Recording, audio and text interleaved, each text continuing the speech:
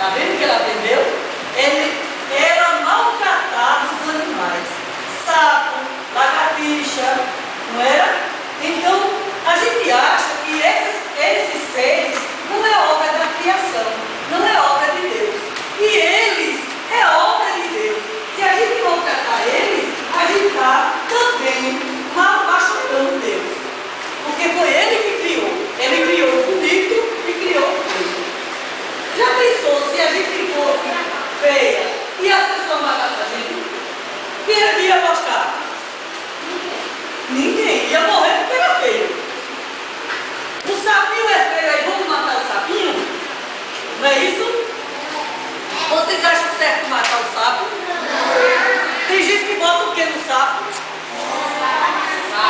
Água sanitária, sal, tá vendo? Bota o quê? Bomba, né? Que malvadeza. Agora, quando repare, tá vendo? Bomba. Já pensou se alguém jogasse uma bomba em cima de vocês? Não ia queimar? Dentro da boca, tia. Hein? Dentro da boca. Dentro da boca? Ixi, meu Deus. Se tu já fizesse isso, não tem cara que já fizesse isso. Não tem cara. Olha, esse menino era um menino maravilhoso. Mas deixou de vir um tempo aqui, mas está rebelde e está me dando trabalho. E ele não me dava trabalho. Então, prestem bem atenção. Quando a alma de vocês, preste atenção. Quando a alma de vocês chegar lá, foi como um maricó. Ela adoeceu. Ela fez tanta coisa ruim com os animais, matou tanto. Não penteava o cabelo, não tomava banho. E aí ela cresceu, ficou com febre e morreu. E ela era boa para a mãe? Ela não era boa filha. A mãe dela chamava ela não ia, ela não obedecia. Maricota, vá para o colégio, ela ia? Não ia para o colégio.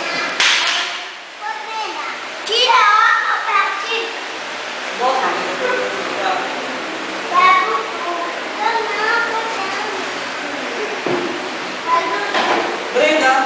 Brenda, vá para lá.